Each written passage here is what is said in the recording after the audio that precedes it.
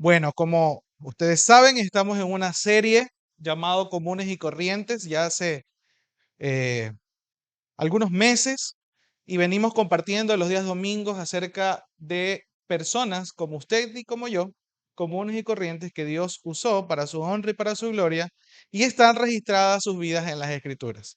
Actualmente estamos viendo la vida de los discípulos de Jesús.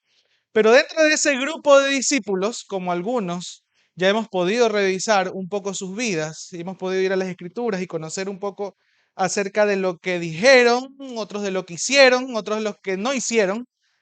También hay un grupo de discípulos desconocidos, que solamente tenemos allí el nombre, pero que no se habla mucho de sus vidas, que solamente si no estuvieran sus nombres no supiéramos que existieron. Y me gustaría que podamos revisar la lista nuevamente de los discípulos en Lucas 6, Lucas capítulo 6, versículos 12 al 16, donde está la lista de los apóstoles que Jesús escoge para que puedan ser comisionados y enviados a proclamar las buenas nuevas de salvación. Lucas capítulo 6, versículos 12 al 16. Lo leo, versículo 12 dice, en aquellos días, él fue al monte a orar y pasó la noche orando a Dios. Y cuando era de día, llamó a sus discípulos y escogió a 12 de ellos, a los cuales también llamó apóstoles.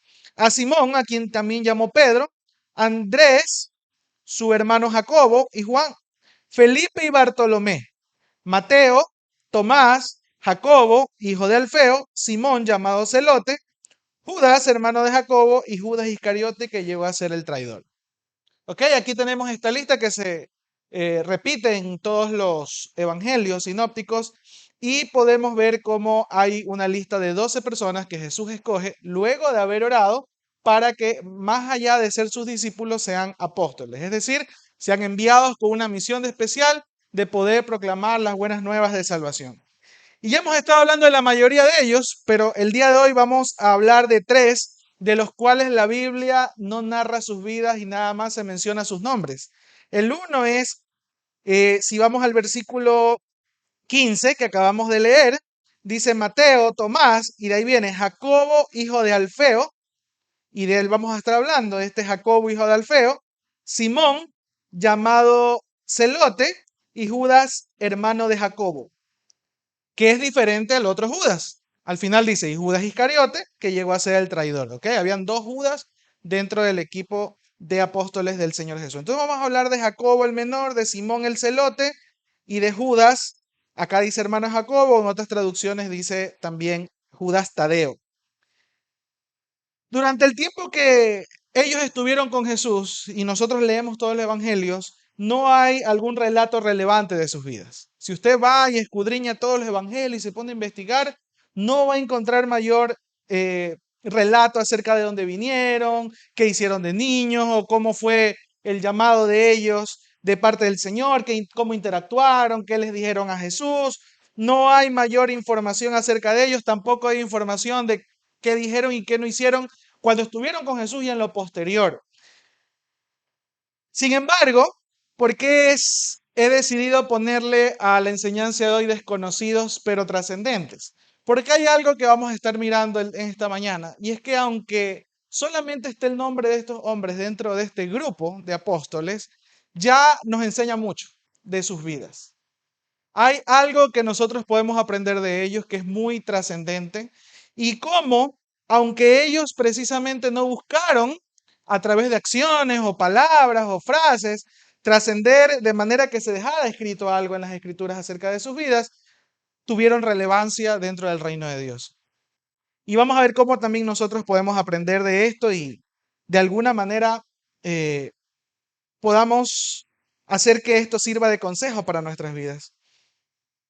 El mayor legado que ellos manifiestan tiene que ver con el ser obedientes y caminar junto a Jesús y ser parte de ese equipo que realiza y pone el fundamento en la iglesia de Cristo. Y eso ya es un legado muy importante. Eso ya habla mucho de ellos. Y ese trabajo no será en vano. Las escrituras hablan de que ellos estarán en la Nueva Jerusalén, en la vida eterna, y en los muros de esa Nueva Jerusalén van a estar escritos sus nombres, en ese fundamento van a ser reconocidos. Entonces, no por el hecho de que no encontremos la historia de sus vidas acá, significa que fueron menos que los otros apóstoles o de alguna manera no hicieron nada para poder cumplir lo que el Señor les llamaba a hacer. Vamos a ver la vida del primero, Jacobo. Este Jacobo, por si acaso, no tiene que ser confundido con un Jacobo que fue hijo de María y de José, que fue medio hermano de Jesús, porque hubo otra persona que se llamaba también Jacobo, que fue medio hermano de Jesús, ni tampoco el Jacobo que fue eh, hijo, perdón, de Zebedeo. No puede confundirse porque incluso ahí en la lista están los dos Jacobos. Entonces no era tampoco ese Jacobo. Ni tampoco es el autor de la epístola de Santiago. Hay algunos eruditos que piensan que él no fue el autor de la epístola de Santiago, porque el otro nombre para Jacobo es Santiago, y algunos pudiesen decir y han llegado a interpretar que él fue el autor de la epístola de Santiago, pero no fue así. Ni tampoco fue el que habla en el concilio narrado en Hechos 15. Si usted ve Hechos 15 va a encontrar un concilio y hay un Jacobo que toma la batuta y habla en nombre de la iglesia por un conflicto que había allí. Usted puede leer en su casa Hechos 15, pero tampoco dicen algunos historiadores que era ese Jacobo. Entonces no tenemos mayor referencia de este Jacobo el menor, sino más que era parte del grupo de apóstoles. Ahora, ¿por qué en algunos evangelios le ponen como un apodo o otro nombre o una añadidura a su nombre, el menor? ¿Por qué le ponen el menor? Bueno, porque tal vez era de estatura pequeña, o algunos dicen que tal vez, como era un poco pequeño, era porque era joven, pero de alguna manera, algunos creen que el decirle el menor lo hacían para que exista la diferencia con el otro Jacobo, que era hermano mayor. Y era, ya estuvimos viendo las enseñanzas pasadas, era alguien de liderazgo, era alguien que de alguna manera trascendía dentro del grupo de discípulos. Sin embargo, este Jacobo, el menor, parece no haber tenido nada relevante, no dijo algo relevante, no buscó un liderazgo, sobresalir dentro del grupo de apóstoles escogidos por Jesús. Y después de haber pasado, Jesús haber orado toda la noche, igual decide escogerlo. Y la pregunta que nos haríamos es, ¿cuál es la razón por la que lo escogió? Si no notamos nada relevante en él, tal vez notamos algo relevante en Pedro, tal vez notamos algo relevante en los demás discípulos como hemos venido estudiando, pero la verdad es que en este discípulo no hay nada relevante por lo cual, digamos, Jesús, conociendo su corazón, decide llamarlo. Pero hay algo que nosotros a veces no tomamos en cuenta. Y era acerca de lo que tuvieron que pasar estos apóstoles, estos discípulos, al lado de Jesús durante algunos años junto a él. ¿Y qué fue lo que Jesús les llamó a hacer? Cuando Jesús los llama a ellos, les llama a que renuncien a todo. El llamado que les hizo a estos discípulos a que caminasen junto a él, a este discipulado intensivo, a esta convivencia con Jesús, fue un deja tu casa y vamos, y sígueme, ven, deja todo, deja tu trabajo, deja tu tierra, deja tu familia por un tiempo, ven y sígueme. Y yo creo que cuando una persona recibe un llamado de Dios donde hay sacrificio y esa persona decide hacerlo y pone su fe confiando que es Dios mismo llamándolo, hay mucho mérito en esa persona. Hay mucha valentía en esa persona. Aunque no se hable más, aunque no se diga detalles de la vida de esa persona, ya con que esté dentro del grupo de apóstoles que perseveraron con el Señor, que estuvieron dentro de ese equipo que estuvo allí cuando muchos escuchaban las enseñanzas de Jesús y se alejaban porque eran difíciles de entender o eran fuertes en cuanto a la reprensión que hacía Jesús hacia el pecado. Ellos se quedaron allí. Y allí estaba Jacobo el menor. Yo me imagino, ¿no? O era de baja estatura porque era joven o porque era realmente su anatomía era así, pero ahí estaba Jacobo el menor. No se registró nada de él, pero estaba allí. Fue obediente al llamado que le hizo Jesús. Porque tuvo que haber habido un llamado, tuvo que haber habido un momento en el cual Jesús le dijo, ven y sígueme. O si es que él por iniciativa estaba siguiéndolo a Jesús, dijo, ok, tú vas a ser de mis apóstoles, tú vas a ser de mi equipo. Y Jesús siempre les dejó en claro lo que se estaba metiendo a sus discípulos. Siempre les dijo, ustedes van, ¿qué creen? ¿Que esto es un viaje de lujo? No, acá no va a haber ni dónde dormir. Vamos a tener que a dormir en carpas, vamos a tener que llevar una vida bastante sacrificada o un tiempo bastante sacrificado mientras vamos a promover el mensaje de salvación. Y Jacobo dice, sí, ahí está, deja tal vez posesiones, familia, amigos, y obedece a Cristo. Él también era parte de ese grupo que Jesús encomienda para que vayan de dos en dos a mostrar el poder del Señor. Él también fue parte del grupo que Jesús encomienda de que vaya y hagan discípulos a todas las naciones. Jacobo el menor también fue parte del grupo que escuchaba las enseñanzas de Jesús y mientras que a muchos les chocaba y era de controversia para sus corazones, se quedaba allí a escuchar. Si usted lee los evangelios, va a ver que había momentos en los cuales Jesús multiplicaba los panes y los peces y todo el mundo quería estar allí. Porque dijeron, aquí hay comida gratis, aquí hay provisión, aquí hay prosperidad, aquí todo está bien. Pero Jesús luego venía y les reprendía duramente por su pecado. Y la gente decía, uy, qué duro que es escuchar a Jesús, qué duros son sus enseñanzas. Y Jesús miraba a sus discípulos y decía, y si a ustedes les es duro y están en contra de esto, si quieren también váyanse.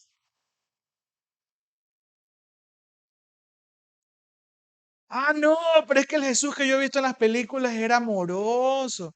Estaba ahí con ellos, solo abrazándolos ahí, acariciándoles, abrazados ahí, poco y más y bailando un vals con ellos. Así. Ese es el Jesús que nosotros nos hemos hecho en película. Pero cuando vemos las escrituras, Jesús era un maestro con autoridad, que cuando enseñaba que lo que estaba mal, no le importaba que aún aquellos que estaban cerca, si se sentían incómodos, les decía, si quieren irse, váyanse. Pero esta es la verdad. Esto es lo que les quiero enseñar. Y esto ustedes necesitan escuchar. ¿Me explico? Entonces, cuidado y a veces nos hacemos esa imagen de un Jesús dócil, amoroso, un poco parecido a nuestra mamá, cariñoso, que aunque nosotros andemos todos chocados y la mamá nos quiere, somos los más bonitos. Si no hay hijo feo, ¿verdad? Para nuestra mamá somos todos bonitos.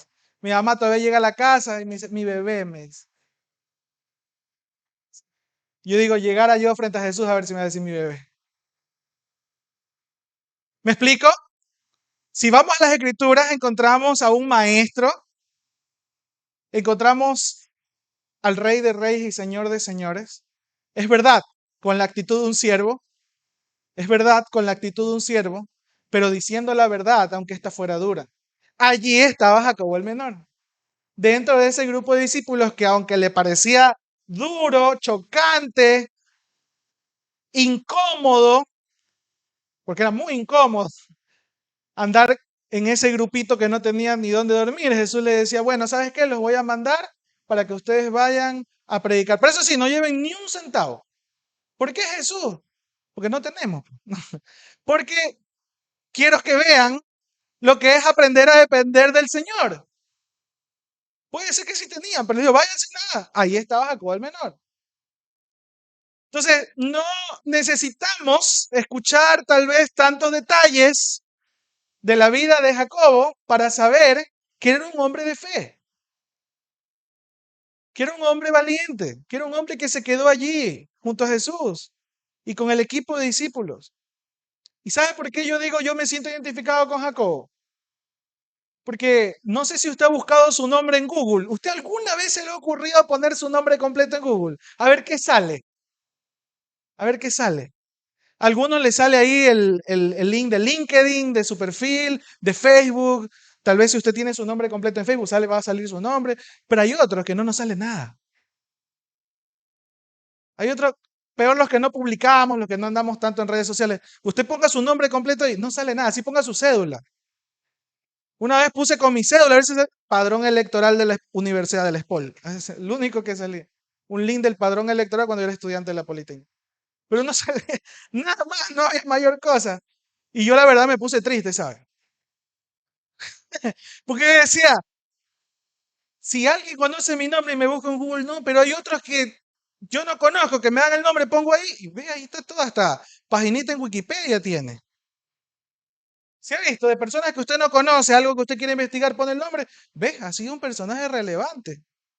El X narcotraficante, dictador, guerrillero del África, usted pone ahí y ¡vum! Toda la historia criminal de la persona. Pero usted nada, ni eso, nada. Y a mí me pasó, tal vez usted también le dice, nada, no hay nada. Y yo digo, eso debería entristecer nuestros corazones. Eso debería incomodarnos un poco de que mientras que hay mucha gente que en esta generación quiere ser conocida, y si usted se encuentra con alguien que, un coach, ¿no? Un motivador te dice, mira, la meta de la vida es que tú seas trascendente y que tú puedas dejar un legado. Me voy a poner el rol de coach en este momento. Y entonces le dice, tú puedes ser la mejor versión. Y ahora, si tú haces esto y lo otro, y compras todos mis cursos y lees todos mis libros, y me pagas cierta mensualidad, yo te voy a llevar a un nivel superior y vas a ser muy conocido y todo. Entonces, hay muchos que anhelan eso, anhelan el ser conocido. Y ahora estamos en la generación del hacerte famoso. Hay muchos que sueñan con ser influencer, sueñan, además que sea haciendo TikTok, pero quieren de alguna manera ser conocidos. Los niños pregúntenle a algunos, los que consumen mucho el tema de redes sociales, la generación que viene, a muchos, en la mayoría dice, quiero ser conocido y por eso hago videos, porque conozco a tal persona que no era conocido, hizo TikTok y ahorita tiene harta plata. Y hay muchos que anhelan ser conocidos haciendo tonterías. Entonces estamos en una generación que busca trascender y no digo, ojo, no estoy hablando de esa trascendencia saludable, del ser buenos profesionales, del ser buenos ciudadanos, del poder servir a otros. Y sí, hay personas que han trascendido de aquello. Estoy hablando de una trascendencia que habla más de nuestro orgullo y de nuestro ego. Estoy hablando de esa trascendencia efímera que es buscada solamente para poder engrandecer nuestro orgullo. Y acá vemos que Jacobo el menor, según las escrituras, no hay nada. Usted busca Jacobo el menor, solo en la lista de los discípulos. No hay nada más. Pero era parte de un equipo que trascendió. Y eso nos habla de su vida. Y si estaba allí y era parte de los apóstoles y tenían promesas que Jesús les había hecho, no solamente por lo que habrían de hacer, sino por lo que les esperaba en la vida eterna, la pregunta es, ¿cuántos de nosotros, aunque hoy no seamos conocidos, al ser discípulos de Cristo, tenemos promesas que trascienden hacia la vida eterna? Interesante, yo decía, y yo meditaba. Aunque mi nombre jamás aparezca en Google, con que esté en el libro de la vida, ya es algo, ya es lo más valioso en lo cual yo pudiese trascender en esta vida. Es decir, aunque yo no sea conocido en la tierra por mis semejantes, y tal vez solo lo sea para mis hijos y mi familia, haciendo lo que Dios me ha llamado a hacer, con eso me basta y me sobra, porque entonces estaré cumpliendo lo que Dios me ha llamado a hacer. El rol de esposo, el rol de padre, en el rol que Dios me haya puesto. Si he obedecido al Señor, hay promesas que el Señor me ha dado. Y en esas puedo confiar y estoy seguro que es mucho mejor ser conocido por el Señor que ser conocido por el mundo y trascender de una manera efímera y equivocada. ¿Me explico por dónde va el asunto? No se trata de buscar orgullosamente ser conocidos en este mundo, vanidosamente, ser conocidos en este mundo para tener algún tipo de aplauso o reconocimiento, si no nos preocupamos y no nos interesamos por la trascendencia que Dios nos puede dar, como se la dio a Jacobo el menor, que aunque no se escribió mucho de él, de su vida, su nombre estaba dentro del grupo de aquellos hombres que estuvieron dispuestos a dejarlo todo por la causa de Cristo. ¿Me explico, hermanos? Eso fue trascendente. Eso fue relevante en el reino de los cielos, no a lo que nosotros estamos acostumbrados a ver, que es esta tierra.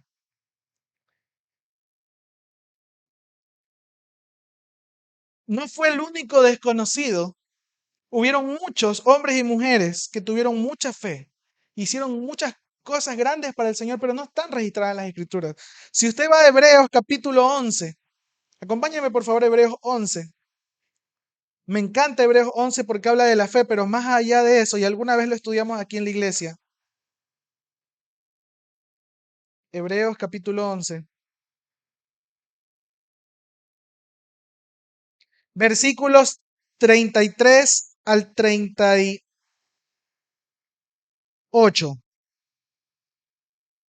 Dice, bueno, desde el versículo 32 voy a leer, y dice, ¿y qué más digo?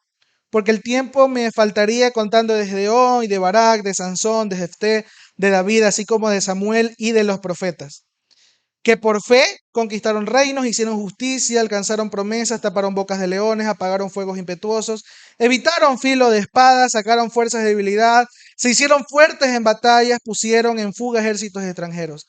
Las mujeres recibieron sus muertos mediante resurrección, mas otros, no dice quiénes, dice otros, fueron atormentados no aceptando el rescate a fin de obtener mejor resurrección. Otros, no dice quiénes, experimentaron vituperios y azotes y además de esto prisiones y cárceles.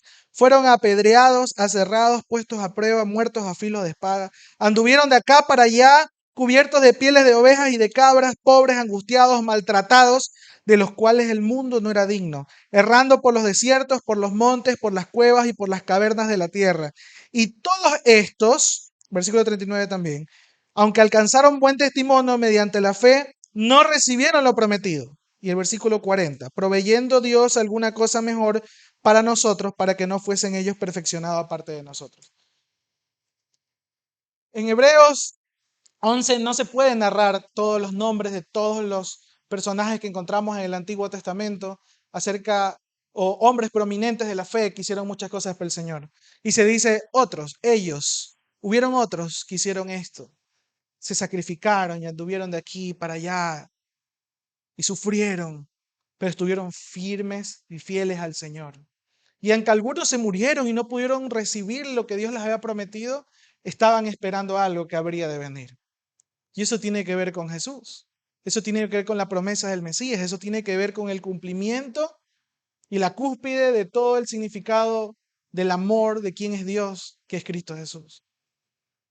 Y yo digo, ¿cuántos, no? Se quedaron en ese otro y no se lo mencionan en la Biblia.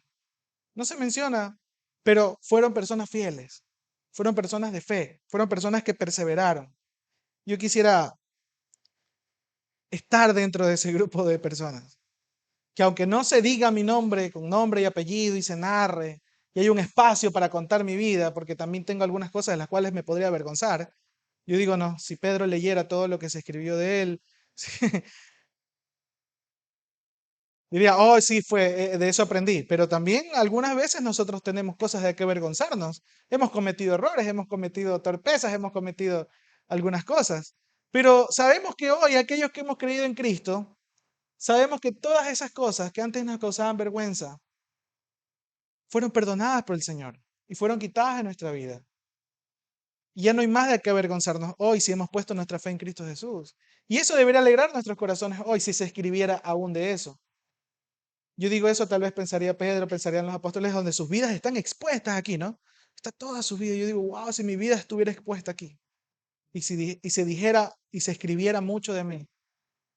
A veces he llegado a pensar, tendría mucho más de que avergonzarme que alegrarme, pero aún pienso en la gracia del Señor y me alegro hoy. Y digo, bueno, hasta ayer pude haberme avergonzado, pero hoy me levanté creyendo firmemente que Jesús murió por mis pecados. Hoy me levanté pensando no en lo que hice en el pasado, sino en lo que Dios puede hacer por mí hoy y mañana. Y eso es lo que me motiva a estar hoy acá. No es porque sea mejor que ustedes o sea alguien que está por encima de otros, sino porque de alguna manera puedo estar acá porque confío en que la gracia del Señor se pone atrás de esta palabra. Y por eso puedo estar acá. Entonces, hablo y me identifico con Jacobo el menor. Hablo de Jacobo el menor y me identifico con él porque creo que muchos tenemos que aprender de eso, de estar donde debemos estar. Y siempre digo, ¿no? Hacer lo que se debe hacer, la voluntad de Dios. Aunque nuestros nombres no sean conocidos por muchas multitudes y mucha gente y no esté escrito en libros. Alguna vez alguien me preguntó, estamos en una reunión y me preguntó, ¿cuáles son tus aspiraciones de aquí en 5 años? Y yo me puse a pensar y dije, tengo tantas, pero si las digo, voy a sonar muy orgulloso, o voy a sonar muy vanidoso, voy a sonar muy ambicioso. Y después dije, ¿realmente estas son metas y convicciones a las cuales me apunto y agradan al Señor? Y rápidamente pensé y dije, ¿cuáles son las que realmente importan más al Señor? Le importan más al Señor. Y lo que apunté a decir fue, de aquí a punto de ser el mejor papá que pueda ser para mis hijos, pueda ser el mejor esposo para mi esposa y pueda ser un hombre de lo cual es mi familia esté orgullosa. Y ellos me dijeron, o esperaban, ¿no? Como, no quiere ser el mejor pastor, no quiere ser el mejor predicador, no quiere ser, tal vez tener ciertos títulos, ciertas cosas. Y yo la verdad digo, y lo mencioné y lo decía en una reunión, les decía, miren, esto sí, se puede conseguir con mucho esfuerzo, mucha dedicación, pero no a costa de las cosas que creo que primordialmente el Señor demanda de mí para este tiempo. Creo que mi esposa estaba embarazada en ese momento. Y de verdad tengo en cuenta todos los días eso, porque aunque sí quiero ser un mejor predicador, un mejor pastor, un mejor empresario, hablaba con mi esposa esta semana de cómo acrecentar el negocio que Dios nos ha dado y todo, pero en mi mente siempre como que Dios me recuerda, el Espíritu Santo me dice, cuidado, te olvidas de lo más importante, de lo que para mí es trascendente, de lo que para mí significa, eh, lo que para mí es importante. Más allá de lo que podamos hacer en este mundo, es lo que Dios nos ha mandado hacer para este y la vida eterna. Y lo veíamos la semana pasada y las semanas anteriores. Tenemos que aprender a hacer tesoros en los cielos. Tenemos que aprender no solo a atesorar a Cristo, sino a hacer tesoros en los cielos. Y aprender a invertir nuestra vida en lo que es correcto, en lo que a Dios le agrada. Segundo personaje, Simón llamado el celote o llamado celote.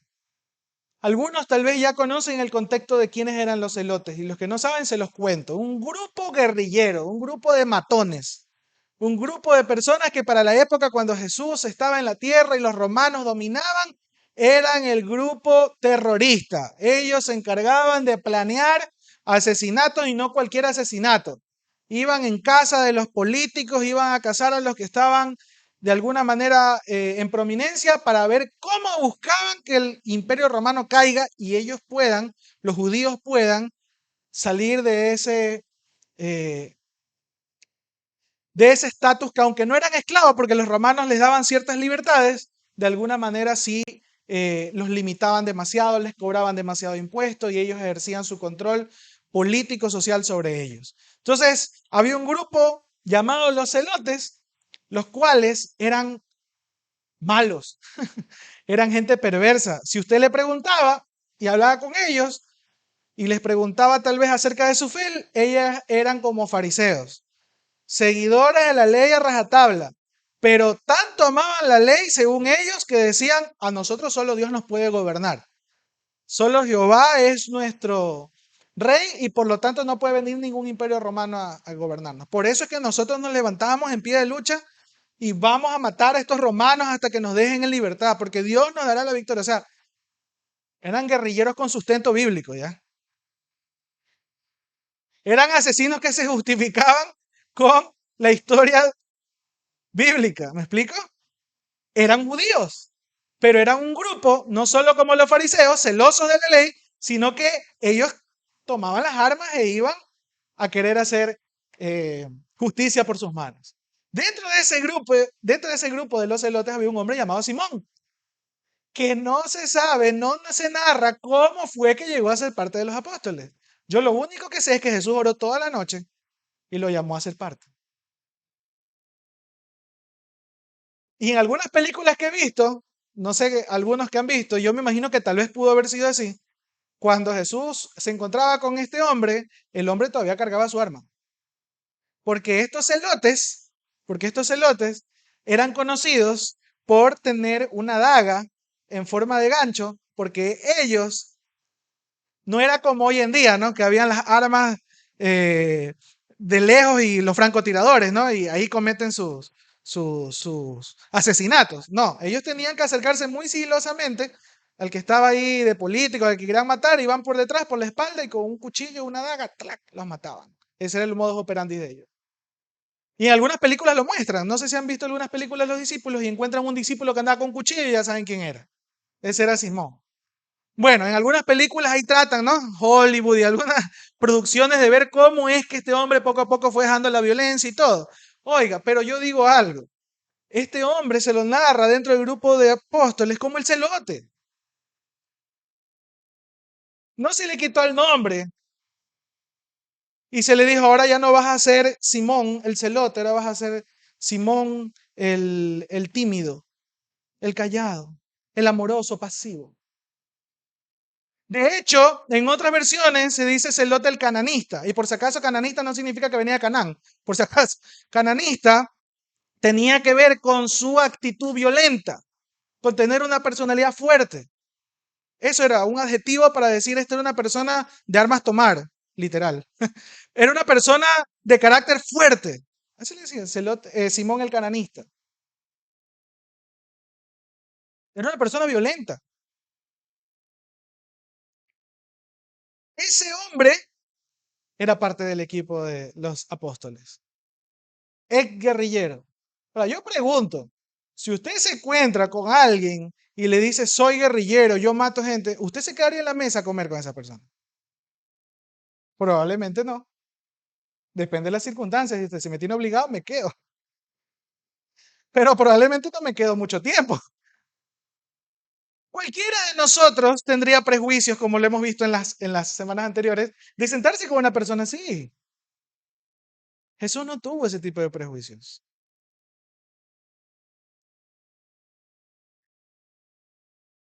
Y parece sorprendente que Jesús haya escogido una persona así. Porque entre nuestros ojos, uno, cada vez que hablamos de ser aceptado por Jesús, uno piensa que uno tiene que ser mejor persona para ser aceptado por Jesús.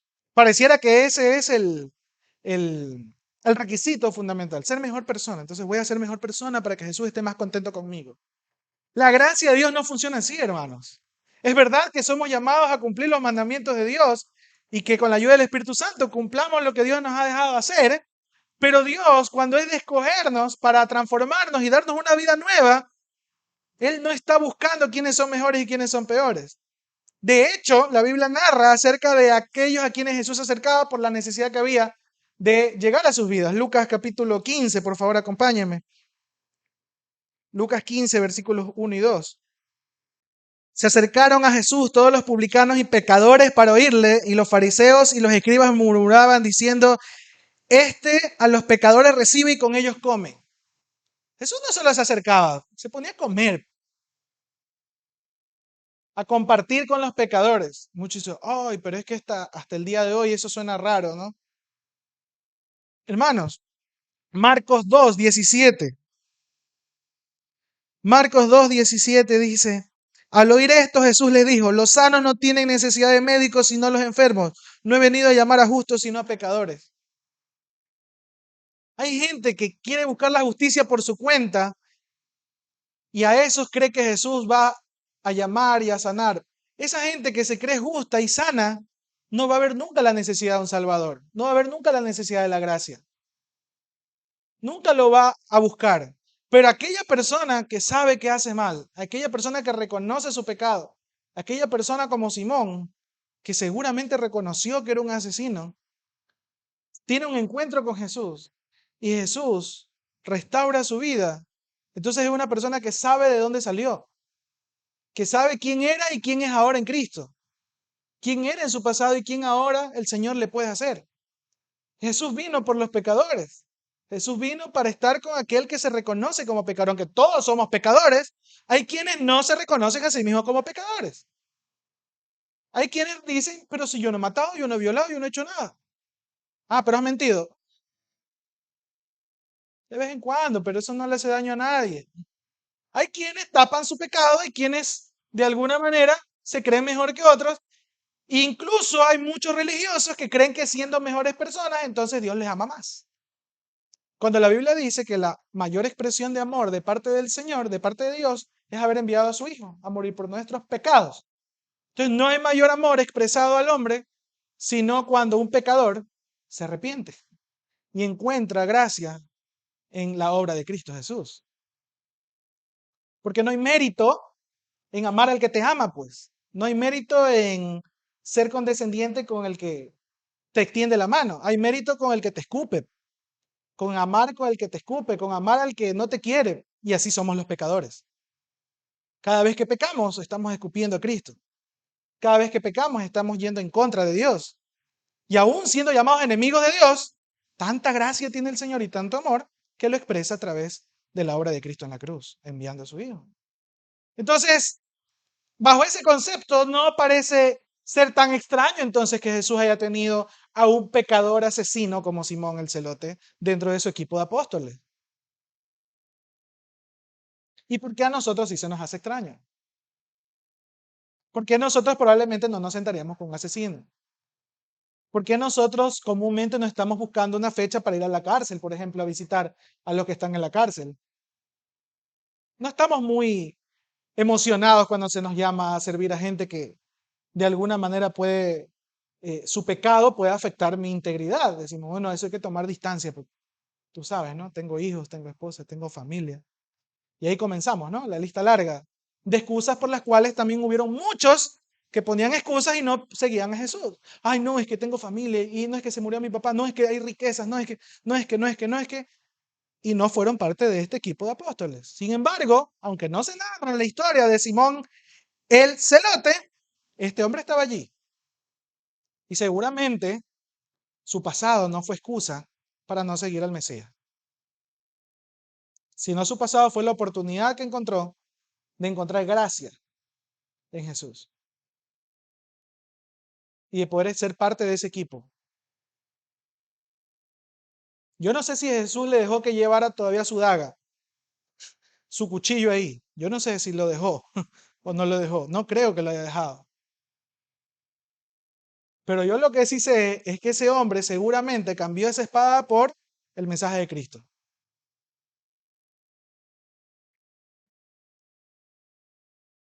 Amén.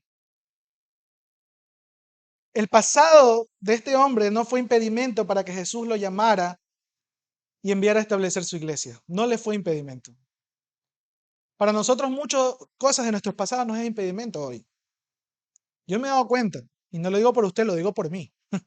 Yo me he dado cuenta que hay muchas cosas de las cuales miro a mi pasado y digo, ah, sí, es que esto es algo que no me permitiría ir a tal lado a predicar, o es algo lo cual me avergüenzo, o es algo. Y hay veces que nosotros, ni nosotros mismos nos hemos perdonado cosas que hemos hecho en el pasado. Su palabra dice que Jesús está dispuesto a perdonarnos y a borrar todo eso y a hacernos criaturas nuevas, pero nosotros miramos atrás y decimos, sí, pero es que yo no puedo porque me siento mal por lo que hice. Pero ven, la gracia de Dios está allí para que degustes de su gracia y seas perdonado. No, es que no puedo. Entonces, no es que no pueda Jesús, tú no puedes, porque de alguna manera tal vez el dolor es tan grande, la vergüenza es tan grande, y no has entendido aún el Evangelio de Cristo y su gracia como para dejar todo el pasado atrás y ya no mirarte más como ese asesino, tal vez como Simón, o como ese fornicario, o como ese hombre violento, o como ese hombre adúltero, o esa mujer vanidosa, o esa mujer mentirosa. No sé cuántas cosas hayamos hecho en el pasado, hermanos.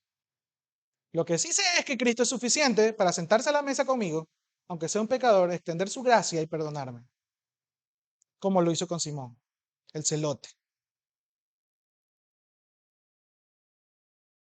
Y por último, tenemos a Judas, hijo de Jacobo, también llamado Judas Tadeo, y este hombre tenía un estigma, se llamaba Judas como el otro Judas traidor.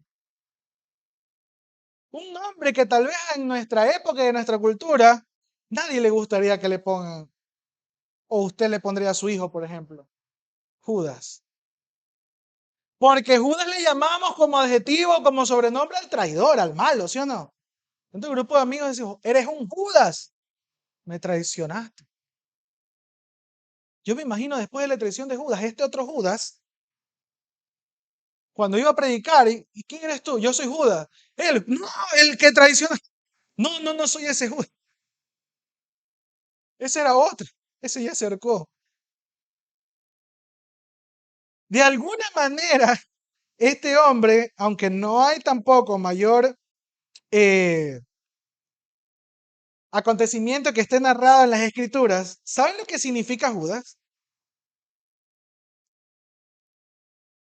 Judas, el nombre de Judas es un nombre hermoso que tiene que ver con alabanza a Jehová, alabanza al Señor. Sin embargo, porque hubo uno que dañó el nombre, tal vez este otro Judas, ya su nombre no fue el mismo, ¿no? Sin embargo, también en la Biblia se le llamaba a Judas Labeo o Tadeo, que significa niño de pecho o niño de corazón. Al parecer, el sobrenombre de él, Tadeo o Lebeo, era un hombre que hablaba mucho de la actitud de su corazón. Tal vez era un hombre de estos que se sentaba a escuchar como un niño y estaba atento y era inocente. Tal vez su personalidad se asemejaba mucho a un niño, era tierno tal vez. Y por eso era llamado Judas Tadeo o Lebeo. Y hay una parte, y hay una pregunta que hace este Judas a Jesús. Yo decía, pero no hay nada de su vida, no hay nada buscando, no hay nada. Pero hay una frase, una pregunta que le hace durante todo el ministerio de Jesús. Hay una pregunta y una pregunta bien clave que le hace. Acompáñenme a Juan capítulo 14, por favor.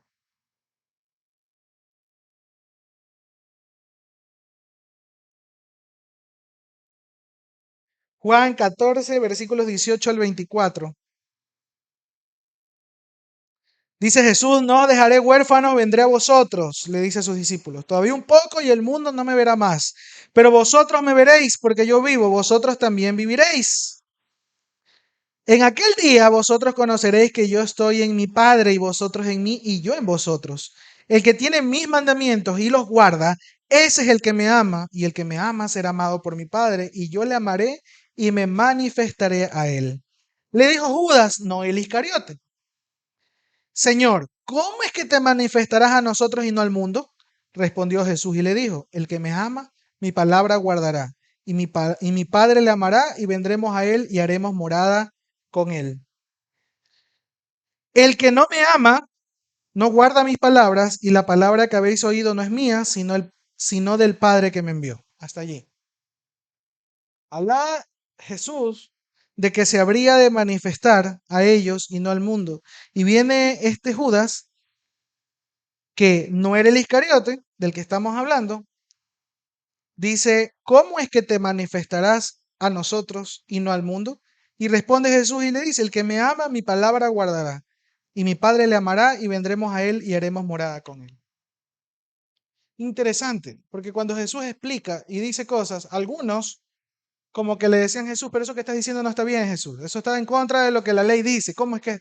Pero no, la actitud de este hombre era, a ver, explícame más, por favor, como un niño que quiere aprender. Como alguien que está deseoso de entender mejor cómo es eso.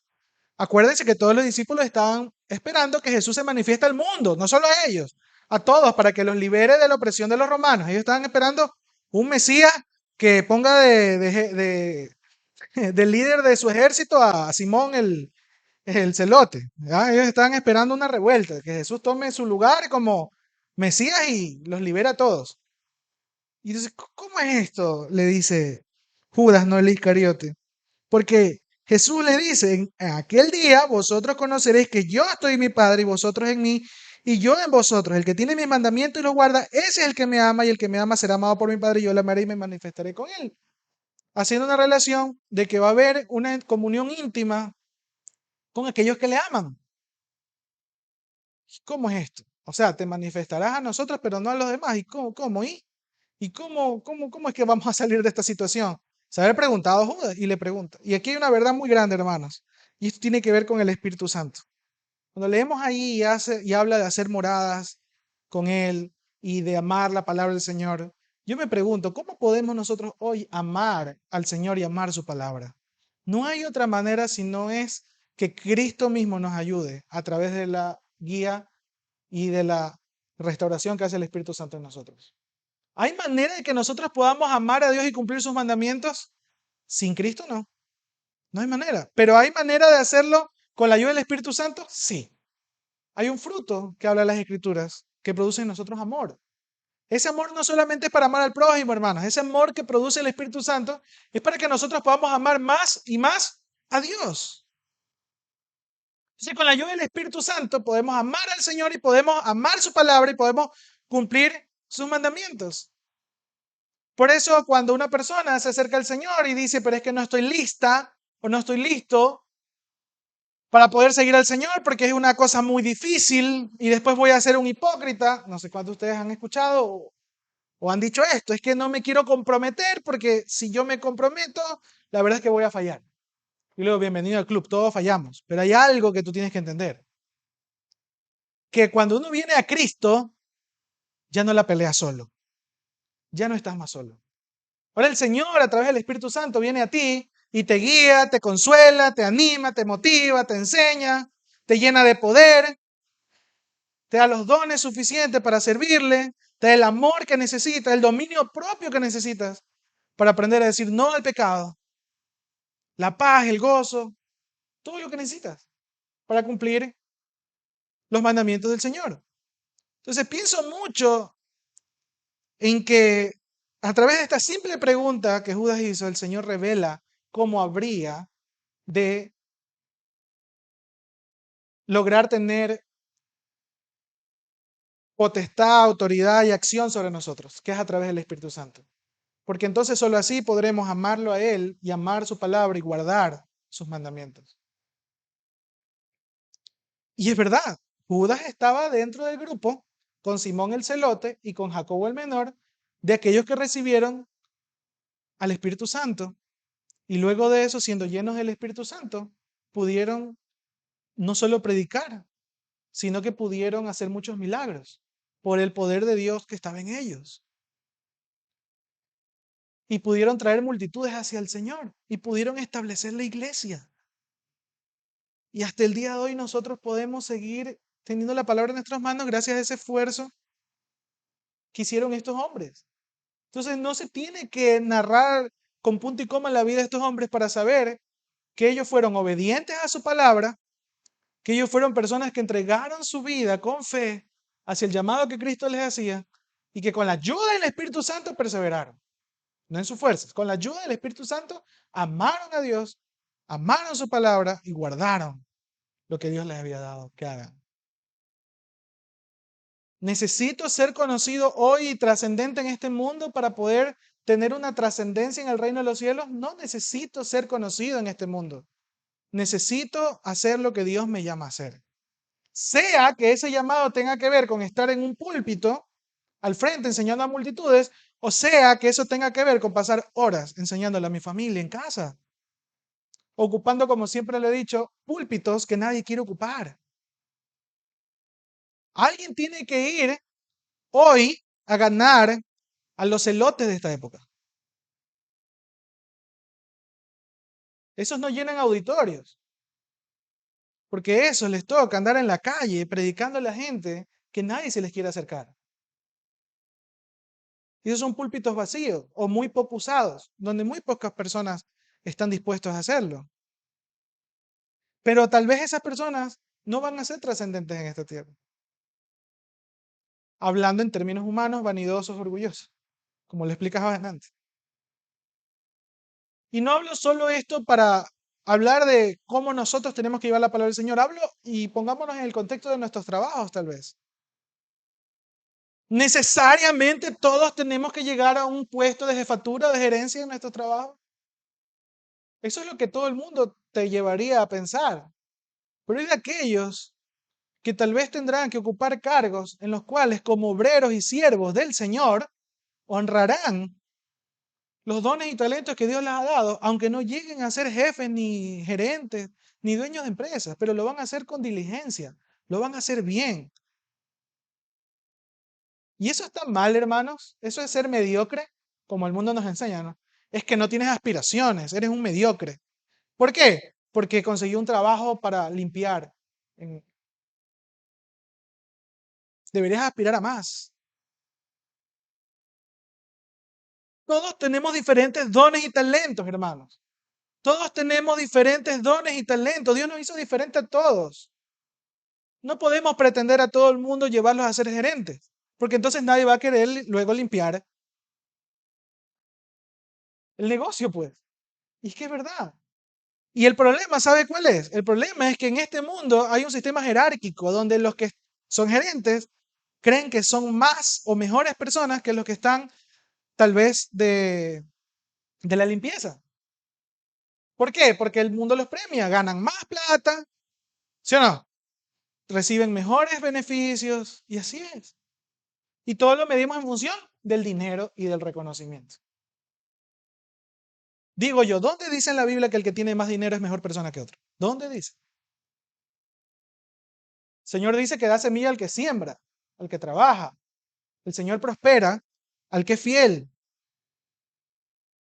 Pero no dice en ningún lado que si tienes más plata, entonces te mereces más cosas o eres mejor que otro. La Biblia habla de que todos somos iguales delante del Señor.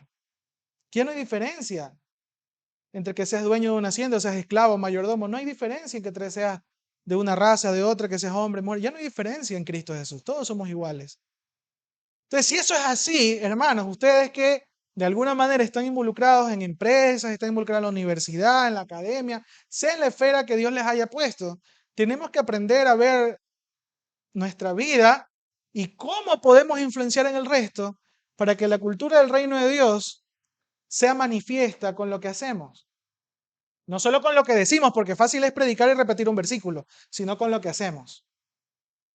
No pisoteando al resto para poder escalar. Hay mucha gente que pisoteando al resto, mintiendo, buscando maneras y artimañas, quiere tener un mejor trabajo, una mejor posición, un mejor sueldo. Hay una frase que a mí me da mucha tristeza que dicen, es que el guayaco es sabido. Siempre quiere buscar un trabajo en el que gane más, pero trabaje menos. Esa es la cultura en la que vivimos. Y esa es la cultura que nos ha metido en la cabeza. Y esto lo digo también no solo por mí, por muchos hermanos que he escuchado cómo nuestras mismas familias nos presionan tanto por hacer cosas que ellos quieren o que a ellos les parece trascendente, pero si Dios nos ha llamado tal vez a dejarlo todo y a ir tal vez a hacer algo que no tenga mayor trascendencia, ni lujo, ni dinero, les es chocante, les es difícil de entender y a nosotros eso nos entristece. Pero hay de aquellos que por satisfacer a su familia no solo estudiaron una carrera que su papá y su mamá o su familia les pidió que estudie, sino que también luego consiguen un trabajo solo para satisfacer las expectativas de los demás.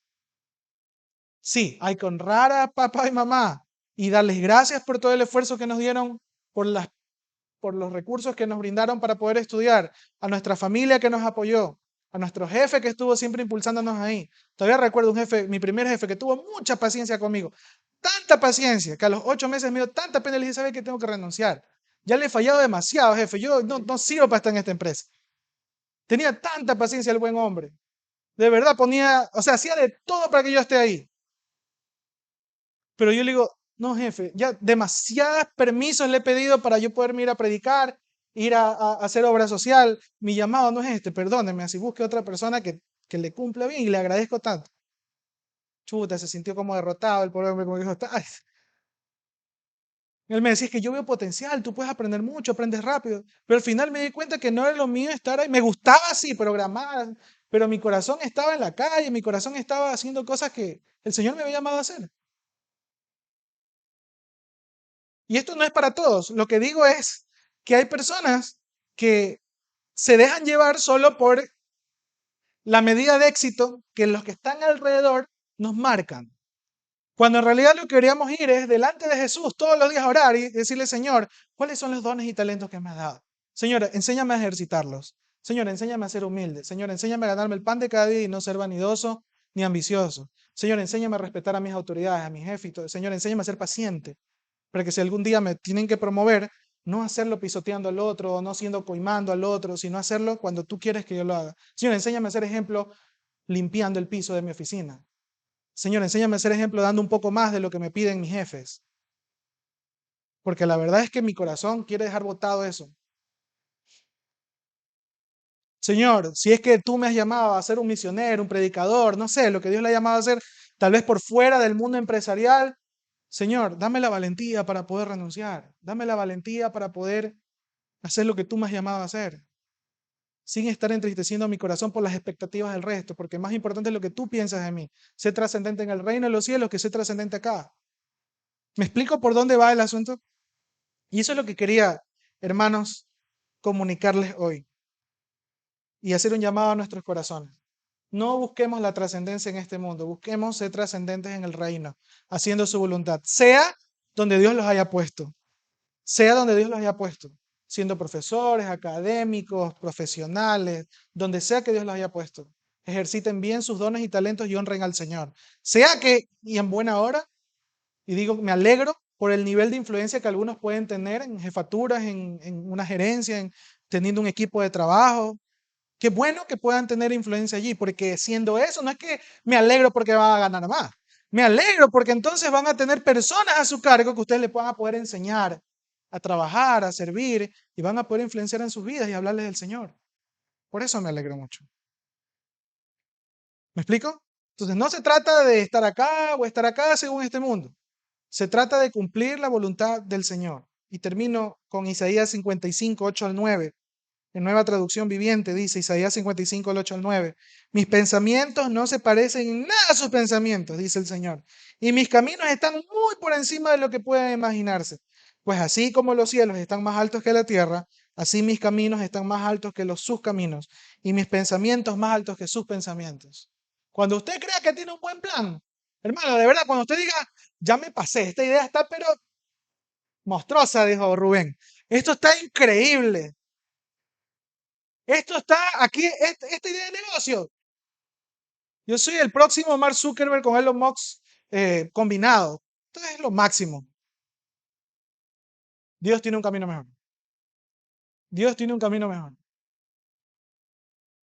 Usted dice que en esta empresa no hay empleado como yo, así. O sea, de mí, yo debería ser el dueño de esta empresa, porque, o sea, en serio, cuando usted se cree y piensa que usted ya es lo máximo, que usted tiene algo demasiado chévere en mente, una idea buena, usted todavía no llega ni al 0.001% de dónde Dios le puede llevar y lo que Dios puede hacer si usted deposita su fe en el Señor.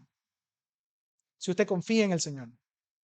Si usted se propone buscar la voluntad de Dios y hacerla y cumplirla. ¿En serio? ¿En serio? Cuando yo más cómodo he estado y he pensado que ya todo lo he logrado, Dios siempre me remece y le doy gracias a Dios por eso. Y me hace saber que no ha empezado todavía.